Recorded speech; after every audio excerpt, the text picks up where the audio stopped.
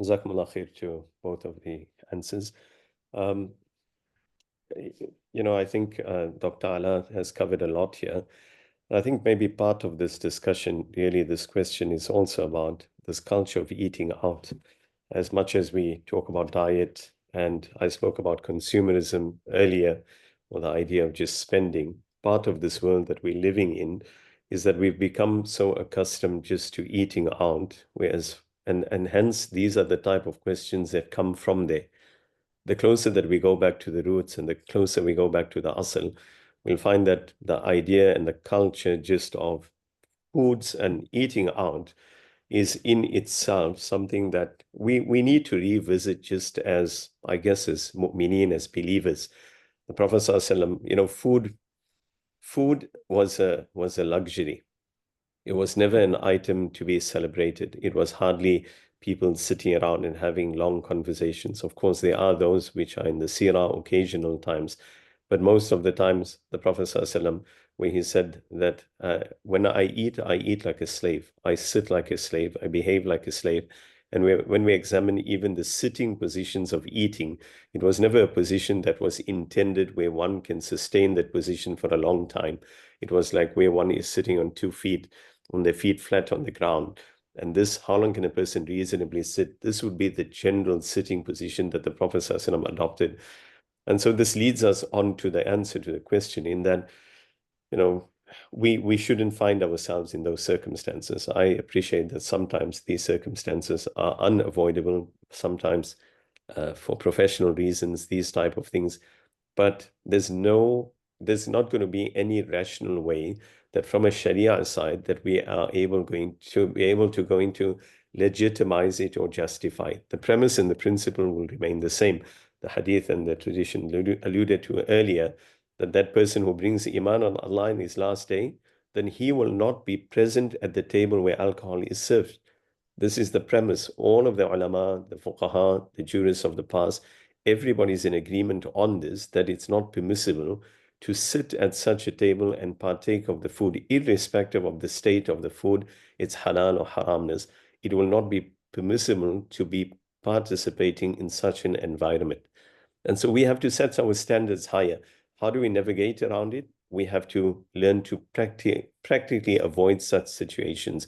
Again, I don't know the context of the questioner, but sometimes, there's certain professional contexts that we cannot avoid. We should find reason to avoid such circumstances. Sometimes we need to make our religious standards known in our workplaces, professional environments, that this is the religious standards that we abide by, and these are the limits that we're willing to go to and which we're not willing to go to. We cannot, live in an environment, and it's really difficult to kind of paint a holistic picture, yeah?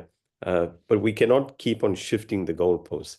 The fact is that the principles will remain the same. We need to remain as close to those as possible. Otherwise, a time will come where we keep shifting the goalposts, trying to legitimize, find reasons of why we are allowed to do certain things. But in fact, the believer is different. They're looking for reasons as to how they can come closer to that which is, the better thing and the noble state. So I hope, inshallah, that just casts further light on that. Jazakumullah khair.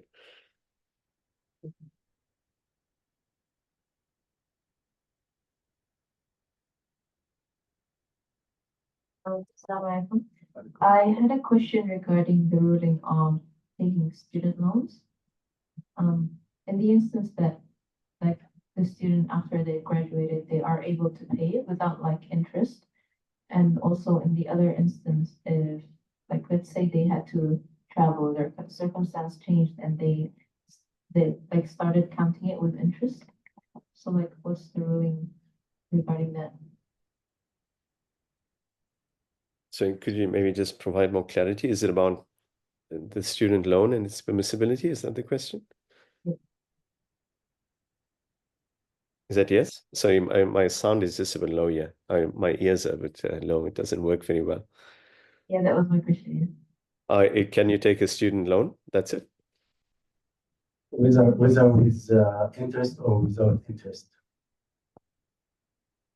Is that the question? So if the mic, yeah, I'll give the context. Yeah. So in the New Zealand system, you can get a loan interest-free. However, if before paying it off, you leave New Zealand, then it will take on interest. Like it no longer is it, yeah, it's no longer an interest-free loan. So I believe the question was about if you've taken an interest-free loan and then your family situation changes and to leave the country would mean that there is now interest. Look, I obviously I know we're just across the pond. Perth is a little further away, but I have some hesitancy normally just, kind of answering a question of a fatwa nature like this. In Australia, we have a HACS and a HELP loan, but it's higher education loan, which is a bit different to what was just said now. In principle, of course, if there's no indexation, no interest, it would be permissible to take it on. If one finds that the circumstance has changed, like you need to now travel, that was not the intention first up, but now truly, sincerely, the circumstance has changed and now it turns into a riba loan unintentionally. Now, there could be various circumstances here. I don't know what the law says here. That is it possible that someone settled this immediately? How much is the indexation or the interest that will be on this loan?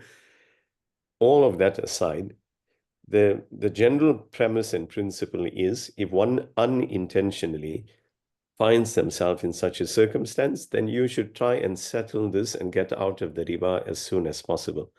I mean, really, there's no other rational way of coming out of this except trying to get out of the riba loan. And so for all intents and purposes, one should actively pursue a way to come out of that loan. Does that answer the query? Oh, yes, it does. I also wanted to ask about what the answer is to the question that you gave in your presentation. The question. So the question was if you're getting a freebie along with something.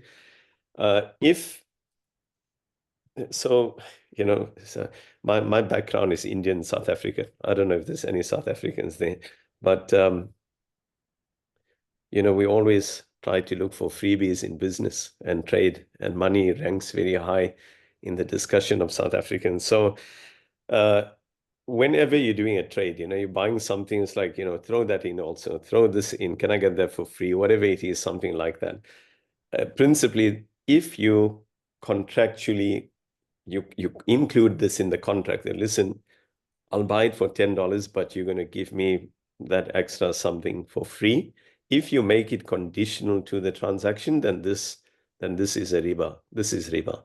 But if it's a case of, okay, I'm paying $10 and then you told that, okay, we're chucking that in for free, just by the way, because you spend so much and you didn't expect it, you had no expectation, you didn't discuss it, you had no anticipation of it, and then it was given as a freebie gift, then by all means it can be taken. So in the case of the answer where the bank is incentivizing this, they're not making it part of the contract, just directly on that question, bank says, open an account with us, we're going to give you X, Y, Z.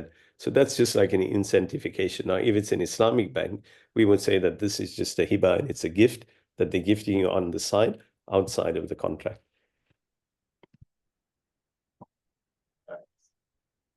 Okay, so Assalamu alaikum, Sheikh. So I've just got two questions which are kind of related in the sense of coming from a non-Muslim family.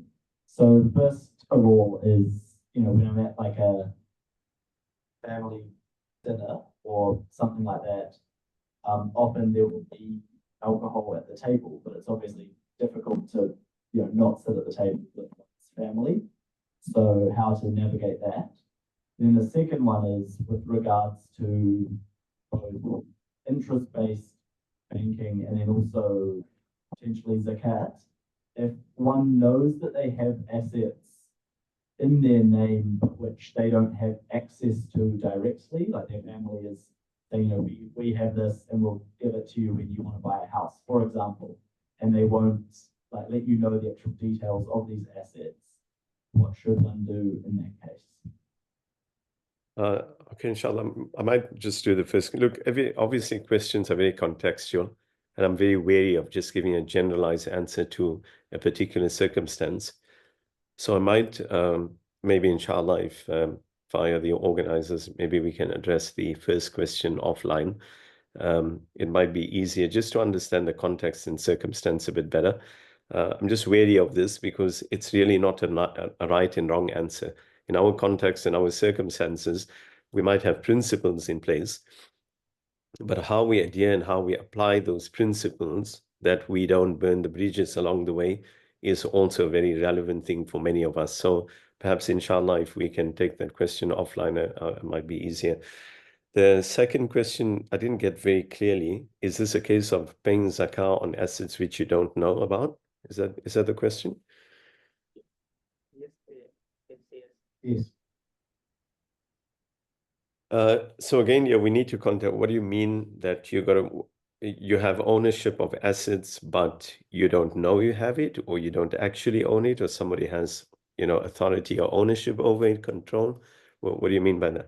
So, for example, a relative passed away and parents have said, oh, there's a certain amount of money which went to you, but they haven't disclosed, the amount, and they haven't given any, it's like, it's in your name, but we're not going to give you access to it until, for example, you want to buy a house or something like that. So you don't have access to it, but it is in your name. So, but again, I'm very wary, forgive me of this. I just don't like to chuck out answers. What do you mean you don't have? If they gave it to you, how did you take possession of this? I mean, was it money? Was it property? How did you take possession of this?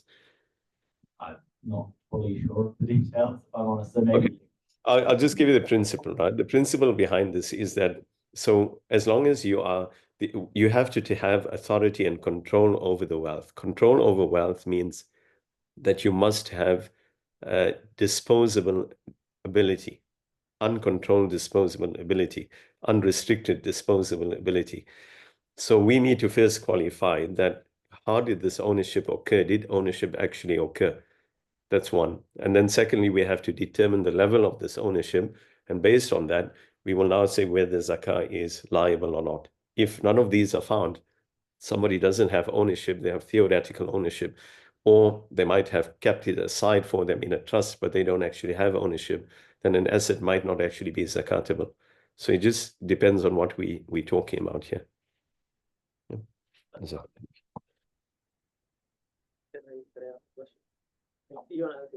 Assalamu alaikum, Sheikh. I have just a bit of request for clarification regarding the answers that you gave earlier regarding the negotiating more during selling or buying. So you mentioned that the negotiation or bargaining might be leading to riba. Is that my understanding? sorry, I forgive me, Professor, I didn't get the question, the clarification question.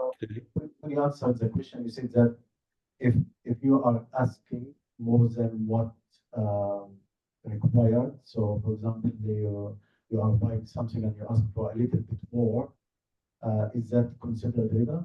No. Yeah. The deal is not finished. There is a bit of room for bargaining. So Yeah. because this is very common, and I would like to have a little bit clarification. Yeah. It doesn't mean that. I mean, so as long as the transaction is open, right? For by purpose of example, if I'm buying the pen from you and I'm saying, okay, listen, it's one pen for $10. Can you make it 2 pens for $10?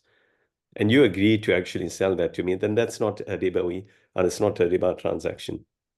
Because all we're saying now is that the $10, the seller is now willing to include 2 items, say for $5 in the transaction. So that's different. That we're always looking for access and free as much value that we can get. I mean, that we're all trying to do. But this is outside of that we're saying I'm buying the pen for $10, but over and above that, I expect something outside of this transaction. So the transaction is happening. There's a flow of the transaction. It's got its own flow, and that has a beginning and an end, a buy and a sell. And then the freebie item is outside of that. So if we're making it conditional, that I'm buying the pen on condition that you give me a sleeve or a cover for the pen, So we're making it conditional to something external, which is not a requirement of the transaction, then that becomes a riba. So there's a distinction between the two here. So the example that you cited, for example, we're all trying to get as much value out of the $10 that we have. As long as the seller is willing to include it in that sale, then that's not riba at all. You can see the sisters, mashallah, shaking the head somewhere there. I don't know. You can just see there. I can't see anything. It's very unclear. Yes. Sorry, can I just clarify? Just one more question from Dr. Asfar and one more question to the audience. So thank you. Sheikh Shabir, so we have only two questions left. So I'll ask one question. This is Asrar again. About very common, you must have had this question. It's about mortgages and in New Zealand, Australia, and how many of the Muslim brothers try to find all those halal ways for it. Two of those reasons that I've heard, and they sounded very convinced that they all are dealing with it. One is the collective ownership, where the bank owns the property, and then you have to pay rent to the bank, and as you pay off the mortgage, you become more owner of it, so you pay less rent of it. One of that method. Another excuse that person gave was that, it's because of it's a 10 years kind of a mortgage thing, so they're accounting for the inflation that's going to happen.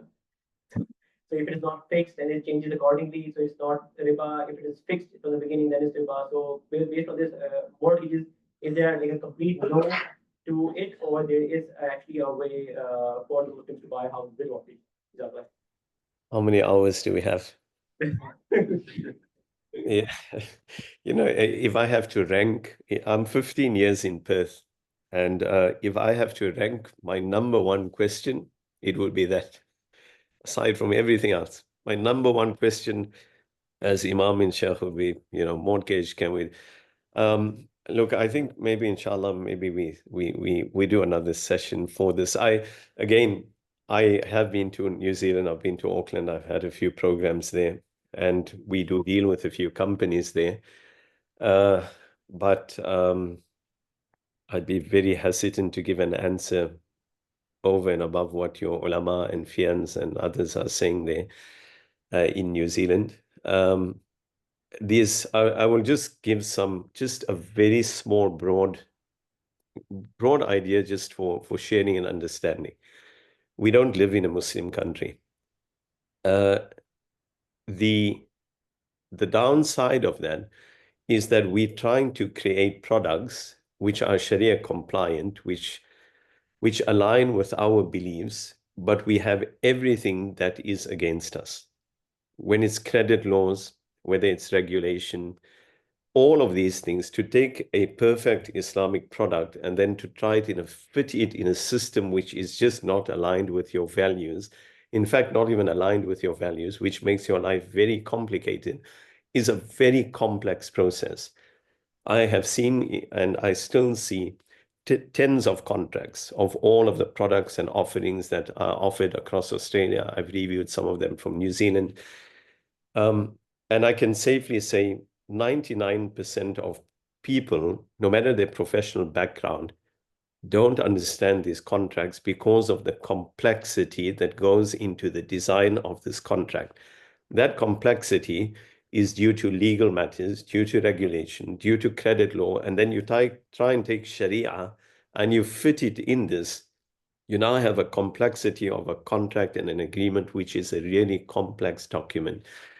And then we're living in a part of a world also where, scholarship, true, real scholarship, Allah forbid, I'm not one at all. I'm very honored to be in the company of Dr. Ada and Dr. Asrar and the rest of you.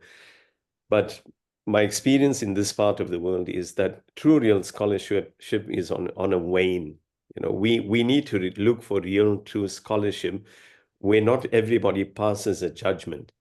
As Dr. Ala pointed out, like in the matters of tabdilul mahiyya, the changing of, components of ingredients. I mean, these things are deep dive. They're dwelled over for ages before somebody chucks a fatwa out. And yet in Australia and New Zealand, somebody just decides based on their logic as to whether indexation is riba or not, where's the ulama in agreement on this historically? That in any loan, whatever you take, that principal amount is the only entitled amount. You can bring a justification of indexation. You can talk about inflation. You can bring whatever theories you want. It's not like there wasn't inflation in the history of money in Islam.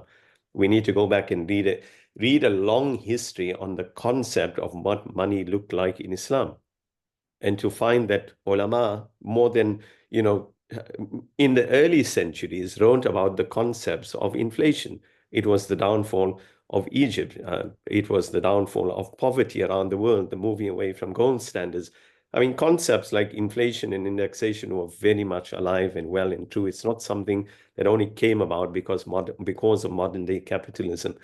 So, so just to kind of fling out answers, one word answers here and there, is really just not the way to go about this. So, as a matter of principle, the products that we have out there, say in the current context, would be the best that can be done.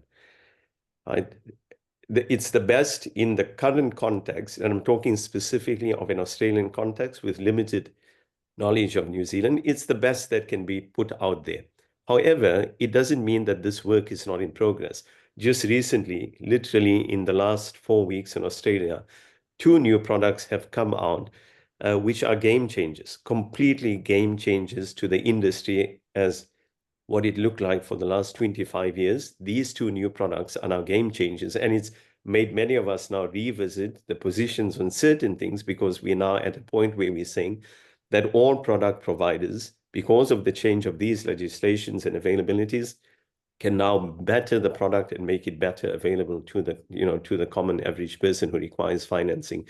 So forgive me, I don't know if it's actually addressed any part of the question, but I just want to put this in front, that it's not I don't find comfort in just saying a yes or a no, a yay or a nay. It's just not so easy to do this. And something else, I'll end on this. Something else we need to think about is also the concept of debt.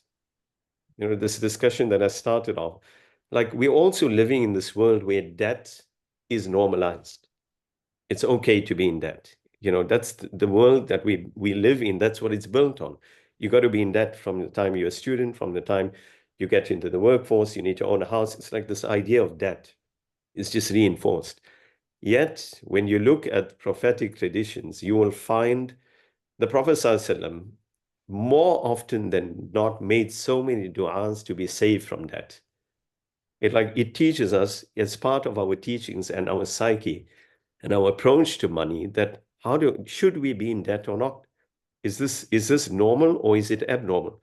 But yet we just built in this environment that that's normal. It's okay. People will live until they're 60 and yet not own one proper asset. It's okay to be in debt. That's the way you live your life. So forgive me, Dr. Asrar. Maybe we can take this to another session sometime, inshallah.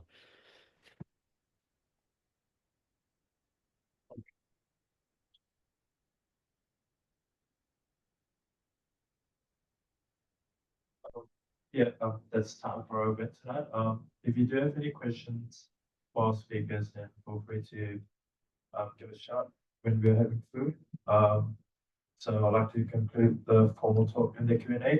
Thank you, Dr. Asrar, Dr. Ala, and Sheikh Shabir for sparing your time. And I'm sure there are many key takeaways here today. And I'd also like to thank the audience for turning up to this talk.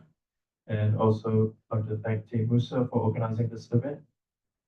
So we've got a couple of lineups of events for the coming days.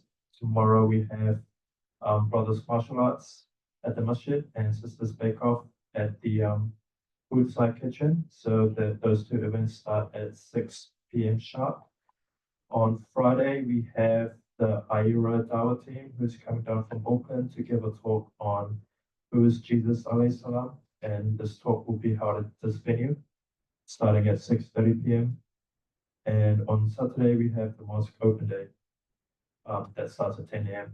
to 2 p.m. Yeah, with that, اللهم آتنا في الدنيا حسنة وفي الآخرة حسنة وقنا عذاب النار. بسم الله الرحمن الرحيم. والعصر إن الإنسان لفي خسر إلا الذين آمنوا وعملوا الصالحات وتواصوا بالحق وتواصوا بالصبر. Yeah, there'll be snacks and drinks provided, so feel free to grab something and yeah, just like my everyone. Assalamu alaikum.